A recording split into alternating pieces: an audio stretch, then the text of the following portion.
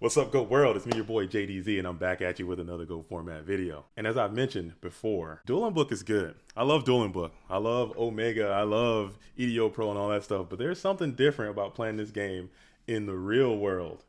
With me today, I have a special treat. Someone who knows all about that, playing this game for real.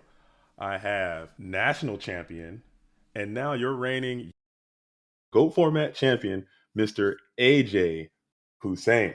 Talk to him, AJ. What's up? Hey. Yeah, thank you so much for asking me to come on the channel and do this and do this Go Format interview. Yeah, man. I mean, as you said, there's just something different about paper cards. I love playing online. I love playing Dueling Book, and I've been grinding ladder this season, last season as well. But yeah, being even I just got goosebumps there whenever you said UK national champion again. It was almost poetic coming back to the game after a few years and getting a second nationals title 10 years after I got my first one. So super happy to be here, like really ready to get back into the game and start talking about it in a much more greater depth. Hey man, big thanks for coming out. And if you guys don't know, AJ Hussein is also another product of the Ultra Instinct Yu-Gi-Oh dueling team. Check him out. Just real quick, AJ, a lot of people, like I said, I mentioned some of your accolades. A lot of people may not know you. Just tell us about yourself and how you got into the game originally and how you got back into the GOAT format game right now. Yeah, man. Yeah. So I started playing competitively in around 2007, 2008. I think I was like 12 or 13 years old. This is quite a long time ago. I won my first regionals in 2007. This was Dark Arm Return format. My first major event was this event called UK Pro, which is kind of like a large open that was held through a game shop in Sheffield. 2011, there was another UK Pro where I topped it with one of my really good friends. Top 16 UK Nationals that year. And then 2012 came back and won the Irish Open, which is kind of like the predecessor to the Irish Nationals. And then won Irish Nationals that year with Dino Rabbit. And then after that, I played one regional in Philadelphia with Dragoonity Rulers. And then kind of stopped playing all up after that for a long time. And then I think the same with everyone. Yeah. During lockdown and COVID, got back into GOATs because I still had some legacy decks available. And then realized that there was a GOAT format section on Dueling Book Ladder. And just kind of started playing. I kind of missed the game for a long time. And didn't really seem like, I think everyone had a lot of free time over the past couple of years. So I think that's everybody. You know what they say, man. You never quit playing. You just stop playing for a little while. Everyone always comes back, man. Everyone always comes back. You don't give up. Everyone always comes crawling back to the game. And then I just started playing competitively on ladder and realized I was sort of finishing the top anywhere from top 50 to top 20, top 10. And I was like, damn, like I still love playing this, and there's obviously a growing community, and a community that still takes the GOAT format game seriously. And from then, I just kind of fell down the rabbit hole again, and here we are. Here we are, man. Well, that's pretty dope, man. That's a very common story. I mean, I my story as well. You lose it for a while, and then you come back into it. But I'm glad to have you back, and I'm glad to be on your team. Like I said, you're an extremely talented player. But switching gears, man, let's talk about this event. So like I said, I'm extremely jealous that I don't have a real life GOAT format event like you had the luxury of going to. So can you for all those people who weren't there, I don't know if anyone streamed it or if anyone recorded it, but just kind of paint a picture of what it was like in that atmosphere. How many people were there? What was some of the stuff in that event that you ended up taking down? Oh man, so I found out the event through the Discord channels, which, if anyone, I mean, you guys know me on Team UI, that I am seriously Discord illiterate. I have zero clue whenever it comes. Everyone's talking about servers and channels. I'm like, just someone tag me in something so I can find it with the little red notification. I found out that there was a UK GOAT format event, and it just happened to be in London, reasonably close to where I live. And then, so I asked for the time off work and like really wanted to go and was super into practicing. And we talked a lot of theory about it. And then checked a couple of days before and said that the venue had moved. And luckily it had actually moved slightly closer to where I live. So it was even better. It was someone was looking down on me, so I knew something good was going to happen, because Indoors said he was going to come, so I had a deck built for him in case he wanted to come down. Shout out Indoors. He can't come outdoors, so he can make it, unfortunately. Shout out. So we decided I made sure I had the cards ready for him as well. But just on the Friday, coming back from work and then making sure I had my bag packed and it's easy to spot Yu-Gi-Oh players whenever you go to an event because it's groups of anywhere from three to eight people, and they all have backpacks and like So yeah, I was looking for the venue, got there, and man, just walking into a game shop after 9 years, and as most people would do, walked around the room, tried to see what other people were playing, try to catch if there was any sort of big trends, particularly if there was any burn, because I was really That's the case, the not burn. not prepared for burner alt win. Normally, whenever I go to an event, I have hundreds of hours of playtesting and like matchup theories, but with work at the moment, it's just not really been possible. So it was kind of play the cards as they came to me. And then for round one, or there was a lot of times when I forgot. Obviously, these big events have a run time, but for the majority of the time, they start late. There's time on the round. There's people don't make it in time, and particularly here, there was issues with public transportation as well. So that's kind of like just a picture and seeing all the people who turned up for the event, and then there was magic events going on and other people playing board games, and it's like, bro, there's still like a big community for this for hobby games, and it was just incredible to see. So I think 55 people turned up, or 56 people turned up for the event, which for a last minute change in site, and for Go format specifically, some of the Italians flew over for the event. There was people who came from Wales, which is quite a long ways away from London, and came from all sort of outskirts cities throughout the UK. I was like, man, like I didn't know what to expect. I went by myself. A lot of times you go to these events, you're with other people, but I ended up going by myself. But it was just amazing to see the amount of people that traveled and the sheer diversity of people who came to play a game that obviously we'd all grown up with. And then, so man, it was like it felt. I've never been nervous going to an in-person event before because I always have so much testing under my belt. But this time on the train there, I was like, this. I have no idea what they expect. I didn't know the field. I didn't know the people. How did you feel? How did you feel your ladder preparation helped you for your IRL stuff? Because I know it's a lot of. I talk to a lot of Italian guys. They play a lot of IRL. They play a lot of ladder, and they say that the game is absolutely different. Like it helps, but it's just a different thing because you got another person in front of you, and you got to play the whole game instead of just. It's so true. Like playing on ladder, a lot of the times you don't. For example, you don't play with time rules as well, which is huge.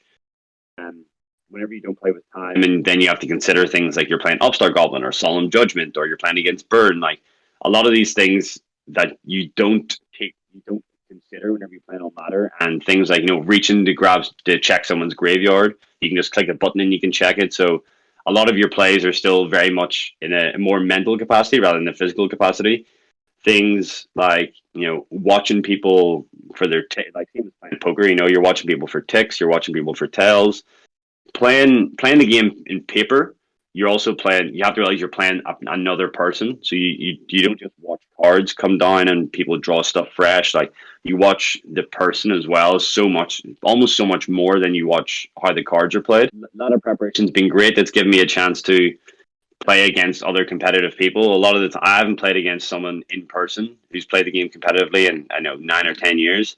So playing against someone in person again was something I actually realized I'm still quite good at doing.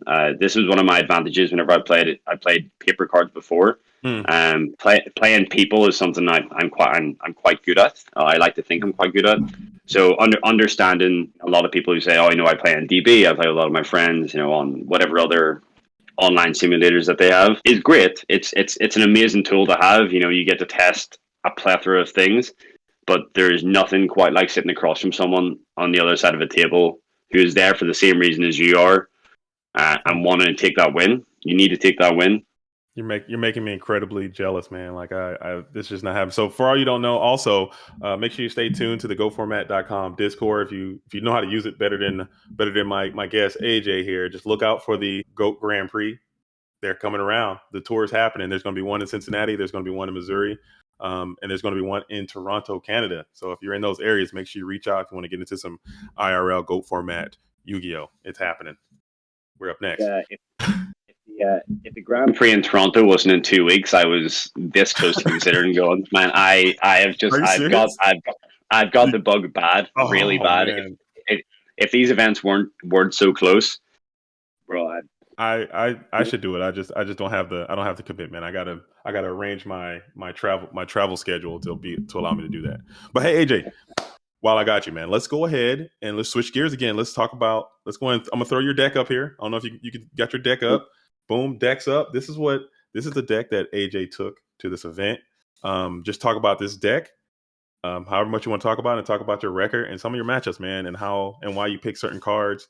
I think, as you can see, if you have the deck up, I played Chaos Turbo, and this is the deck I've played almost from the beginning of when I picked Goat back up again.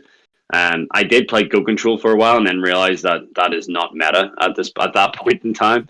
I said I wasn't super versed in the meta game at the time until I started sort of scouring YouTube channels and like checking, what decks had won in like 2017, 2018.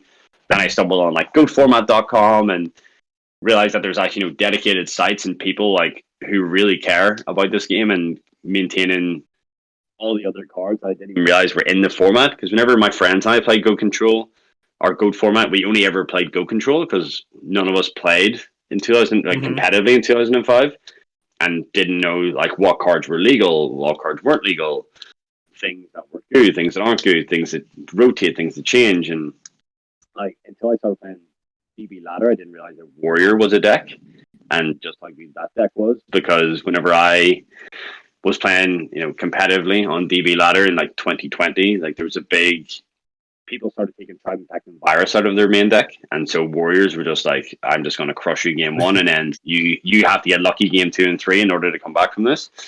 So just then I started to understand the metagame a bit more, and I started to get really comfortable with the Turbo deck. It's obviously gone through some iterations and like chops and changes, but realistically, I've played Turbo like the whole time I've played it. So I said to Mobius, I said to Mobius whenever he was thinking about taking Turbo to Cincinnati, I was like, no, play what you're comfortable playing. Like, play the cards that you know and play them well, and you'll do well. And you'll be fine. Shout out to Mobius. I'm sure he's going to do fantastic in that event. But you do go Night Assailants. I know Night Assailants are kind of they're back on the rise. That warrior deck you were talking about kind of put the Night Assailants to bed, because they just don't work as well. So people kind of shifted from the Night Assailants, went to the jars. What made you go with Night Assailants and card destruction for this event? Because that's something that you really don't see a lot as much as you used to, especially in this chaos turbo saturated environment like we have right now. Card destruction may help your opponent a lot of times, but they're Sinister Serpent, they're Thunder Dragons. What made you decide to go with card destruction and Night Assailant right now? So I mean, with Night Assailant, the reason I picked Night Assailant in particular, I think some people still maybe play one copy, but whenever you're playing discard traps like Raigeki Break, Phoenix Wing Windblast, in the mirror, if you go long, you have access to your resources again. Things like Reeves and Magician of Faith is so important. Is so important in that matchup. Like Nobleman of Crossout is so important in that matchup. Giving your opponent the sheer inability to play cards, especially if they flip multiple Jar of Greeds, and they're so much further into their deck than you. Sometimes I get like a clutch Wing Blast, discarding Night Assailant to get back some sort of flip monster just to recycle something really powerful is going to win you the game. The card destruction, even though I was hedging for quite a lot of chaos mirrors, and Thunder Dragon decks, I actually spoke about this card after the event with one of the guys who was there. Every format card destruction has been legal in, it has been absolutely busted. I mean, every format, like the Danger FTK deck, Dark World Turbo, Dragon Rulers. I remember playing whenever I played competitively in 2013 and played Dragon Rulers, like card destruction, Chain Super Rejuvenation, bro, that game is over. It is over. And then just the ceiling of card destruction, if you go first and open like Thunder Dragon, Night Assailant, something else, Serpent, Serpent, Deco, Magician of Faith, and like those games happen. Like those games absolutely happen. In my round 5, I actually went second, and I discarded Thunder Dragon, and I had Sinister Serpent in my hand as well, and had Night Assailant, Magician of Faith. So I discarded 5 cards and technically drew 7, because I get the Magician of Faith back and I get the Serpent back. I went 7 cards deep into my deck, and my opponent went 2 cards deep. Like, I think on a consistency basis, Jar of Greed is an extra card you want to see, but whenever you resolve a card destruction for like 4 or 5 cards, man, you're likely winning that game. It just sometimes it just wins you the game outright. I know hedging against a lot of people also had Thunder Dragons, and a lot of people had Nidus or Sinister Serpents and whatever. But there's also a few things better than resolving card destruction after your opponent, Thunder Dragon charities you and sculpts their hand to cards that they really want. You're like, well, your BLS is gone, your Snatch Steal is gone. A lot of these relevant cards that you drew in order to break my board later are now just gone.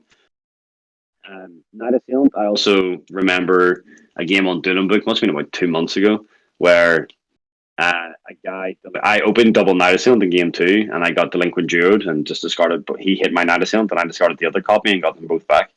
So it was like, yeah.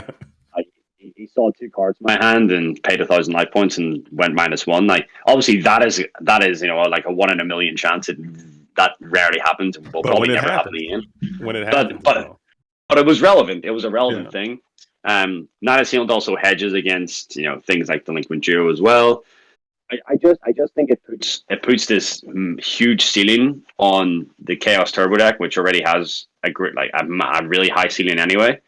And plus, it's just a card that I think I said it's a card that I like to play. I play cards that I enjoy playing too. Sometimes they might not make the most mathematical or logical sense. Things like Jar of Greed is obviously super popular right now. But I really enjoy and I'm comfortable playing Night Assailant and card destruction. So that's why I decided to play it. I hadn't tested Jar of Greed enough. Yeah. Even though it seems like a really simplistic card to play, it's like just set it and then draw an extra card. I think Brainstorm and Magic the Gathering. So that's a one mana blue spell. It's an instant that lets you draw 3 cards and put 2 back on top of your deck. There are 6,000 articles written about this one card that seems really simplistic. And Jar of Greed's kind of the same. It's like, when do you use it? Do you set it with your Trap Dust Shoot and try and force out a Heavy Storm? Do you just leave it there and hope maybe your opponent thinks it's a Solemn or thinks it's something else? And there's all this 5-dimensional chess with Jar of Greed that I didn't have enough time to test the card, so I didn't feel comfortable playing it. Maybe moving forward, I'll give it a go and I'll try using it. But at the minute, I was happy with what I played.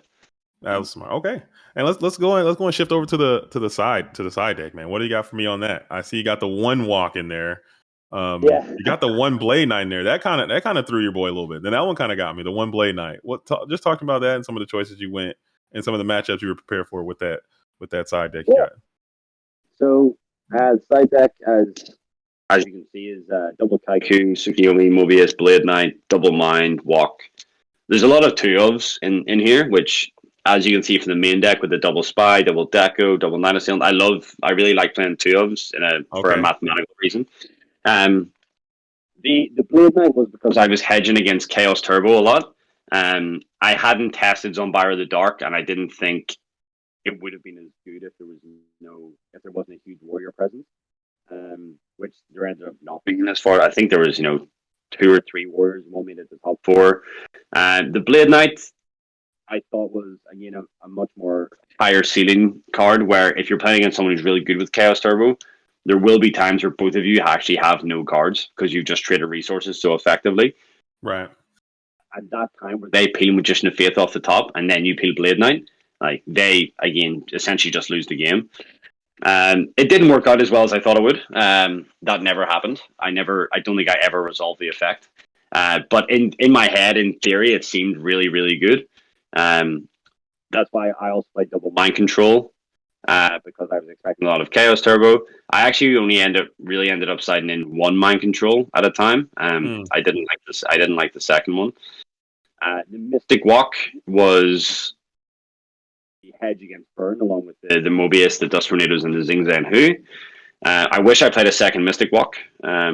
This was something I really wish I played, because once I saw that burn matchup, I was like, bro, please, I don't want to play this. But I mean, there's just some great interactions with Mystic Walk. Things like break the Ojama Lock by tributing one of the tokens off, and you gain 1,000. Mystic Walk and Mobius, tribute Mobius for take their back row. If they start chaining all these things and you're about to die, you can chain your walk. Um, I just thought, I wish I played a second one in case there was going to be more burn. People just trying to cheese wins with burn. Mm. The double Kaiku was against Chaos Turbo Mirror. This guy was great. I love playing Kaiku in this format. I just think he's amazing. The Tsukiyomi, the second in the side, was against the Metamorphosis decks, the Goat Control decks, Mm-hmm. and against Warrior as well. Yeah. Like I was expecting a lot of Scapegoat decks, so I wanted to flip, Tsukiyomi's face, flip Thousand Eyes Restrict face down. It's also just super versatile. I did play a couple of the Metamorphosis decks, so I thought it was super cool just to make sure I had that second one. And against Warrior, it's also just really effective. It's just a clean out against Blade Knight, against Tribe Infecting Virus, Oh yeah. against. That thing is a menace against Warriors. The only thing, just Dawn and DD Warrior Lady usually are the main ones that it can't take down. Man, it's menace against Warriors. It's just so versatile. I didn't realize how good this card was until a couple of months ago. Like I knew it was good, but just how good it was, it's crazy. The Mobius was against the Burn matchup, which came in really clutch. I ended up taking a Gravity Bind and a Level Limit Area B off the Panda Burn guy, which was insane. The double Saku was against Warrior. I did sack my Warrior matchup a little bit by hedging a lot against Chaos Turbo and against the Chaos deck. The Sakuretsu Armors are brought in against the Panda Burn as well, which worked out. Getting the Sakuretsu Armor, Giant Rats, and Gakugiri Pandas. Trap Dot Shoots. I had these in the main deck for quite some time, and I just wasn't happy drawing it in a game one. I really liked it in the side deck. I brought it in a few times. I would still continue to play it. I think it's really strange. I think Trap Dot Shoot in real life, in real cards, in paper cards, feels so much more powerful than it does on the TV. Yeah. I don't know. Like someone putting their hand down in front of me, like it just feels like you're doing something really bad to them. It just feels like you're taking something from them that you shouldn't have access to. This card is obviously insanely good. The Dust Tornado was against Rogue matchups, Warrior, Burn, and the Zing Zenhu was really good. I brought it in. Well, it was. I mean, the one time I saw it against the Burn matchup is exactly when I wanted it. So I think this card is really interesting. Zing, the second Mind Control, and the Blade Knight were my flex spots. Other cards I wanted to play. I was expecting a lot more Scapegoat decks. Was Azure Priest, Sword Revealing Light, Zombira the Dark, and a third Sakuretsu Armor. I didn't test Zombira at all, so I felt comfortable with Blade Knight in terms of its application. The second walk, again, is another flex spot. Sword Revealing Light, if there was more Warriors, I would have played that. Mm-hmm. And then the third Sakuretsu Armor instead of the Zing is something I was debating, but I think Zing, because I was expecting a lot of Burn, was probably the correct choice. I ended up playing the Burn matchup, and it came in and did exactly what it had to do. Yeah, I was super happy with the side deck. I said the only things, if I knew the meta better, that was going to be there. Revealing Light, Zombira the Dark, and a second walk, in which Blade Knight, the second Mind Control, and so I was super happy with the list overall. The Blade Knight probably least of all, but everything else, man, it was all good. The cards did what they had to do. That's dope, man. I like the list. I think it's pretty nice. We're gonna get it rocking, man. I actually like the list a lot. So yeah, just tell me a little bit more about the matchups, man. About your championship game. I want to hear a little bit of details about how you clutched it out and how you finished it up, man. Like I said, there's not a lot of information going around. You guys really dropped the bag on the whole streaming situation and the recording of the event, for all us out here who want to see it out here in Goat World.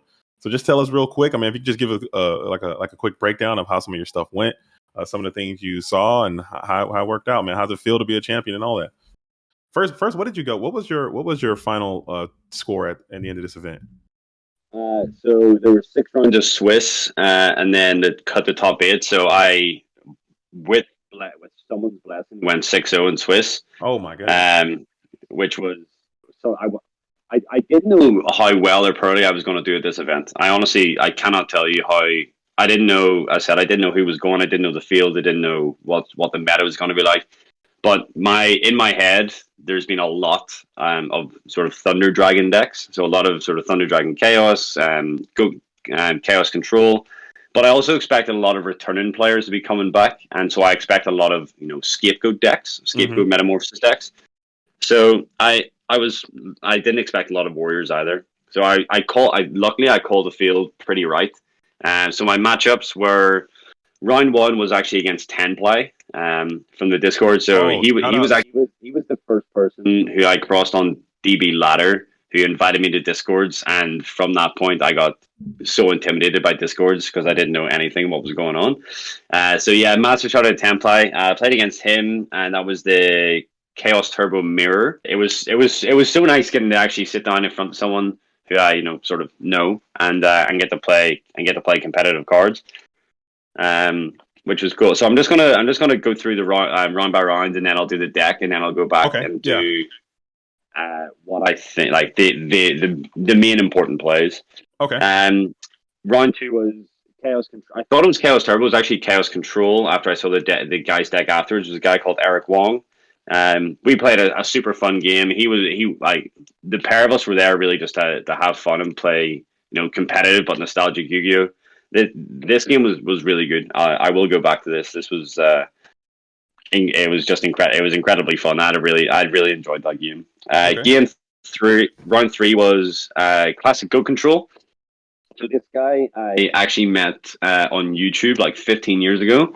Oh, shit. Whenever I had a YouTube channel, which it no longer exists, please don't Bring it look for back. it. Go ahead. Go ahead. Go ahead. Fire it back up, man. This is the time. Go ahead and do it. So he sat down in front of me and was like, "Man, I think I know you." I was like, I don't know, maybe from DB Ladder, like because my DB name, Discord name, and actual are just my name, so I think it's easy to associate. He's like, "No, man, I think you were this guy on YouTube, and we had spoke a lot, and like I think we had traded and stuff." And I was like, "Oh my god!" So I thought it was just such a small world, man. You know what I mean? Like Yeah. these like you never think you're going to play the game again. You never think you're going to meet these people again, and they sit down in front of you in round three. So I actually got paired down this round as well. So I was like, I cannot lose this, or my tiebreakers are going to be really bad. Um, Round four, I got paired down again actually. Which then twice in a row, I was like, this is sus. Like, there's something going on. Was against Chaos Turbo again, which was really cool. There was a really cool dust shooting game too that was a really nice decision tree point that we actually both talked about throughout, like, whilst it was happening.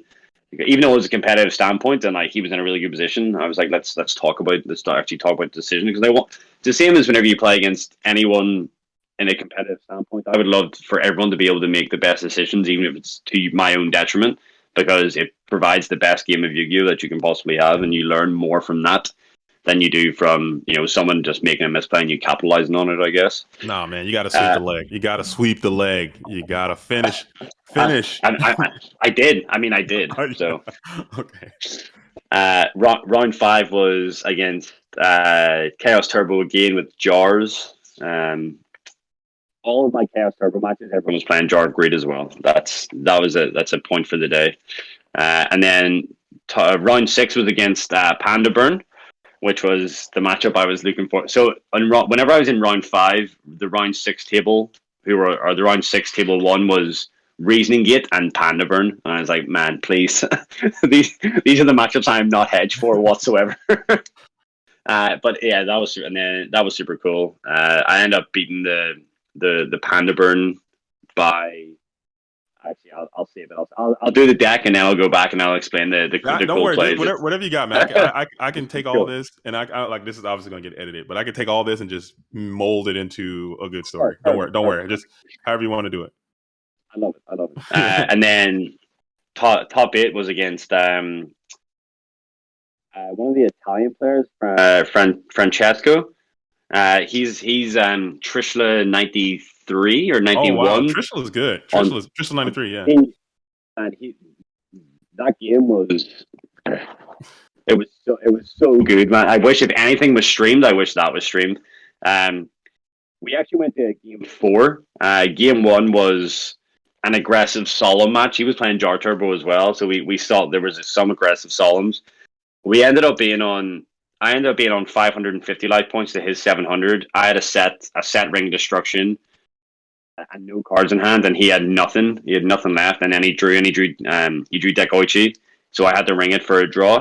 Like that game one took like 35 minutes by itself. It was so intense.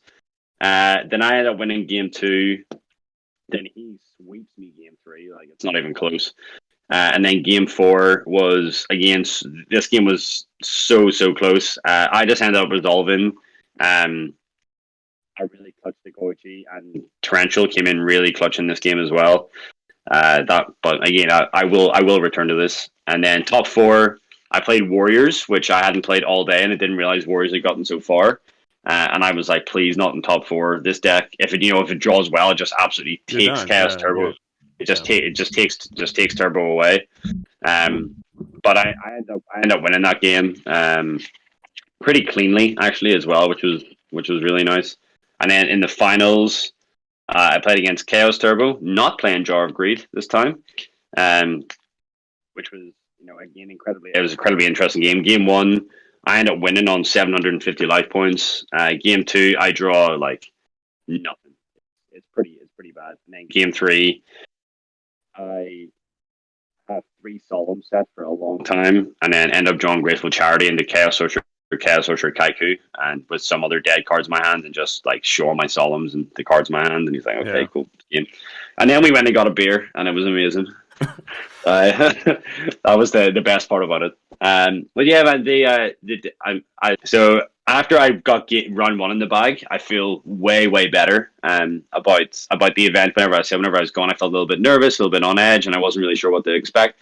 But after round one in the bag, I felt much better. Round two, I play against Eric Wong. This game was super fun. Like this, I felt really bad, but we kept going back to one another after each round, and it was really nice just to see how he ends up making top 8 as well, which was good. A lot of the people in top 8 I ended up playing.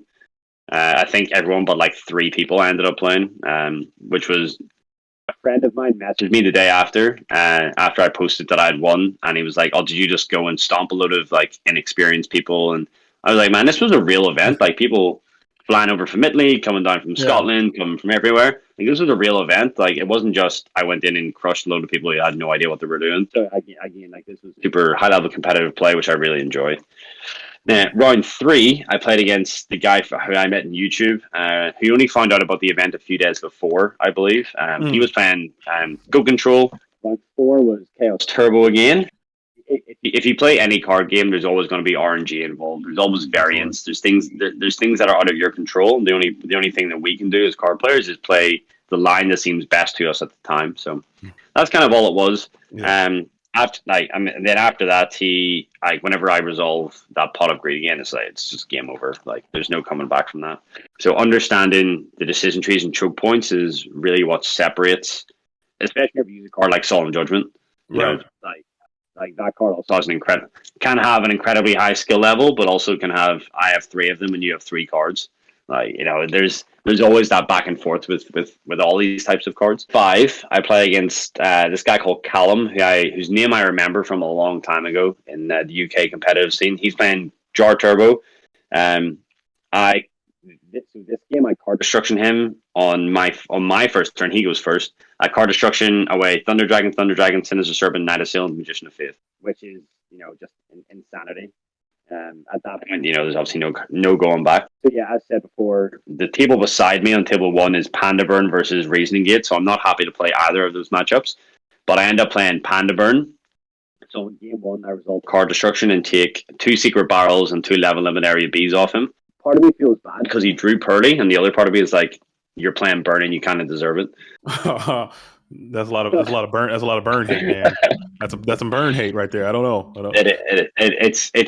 I mean, for me, if you're going to an event like this where you want to play in-person cards for the first time in maybe a decade, and you sit down against Burn, I'm like, this is not the matchup I wanted to play. I can't lie to you, but it is.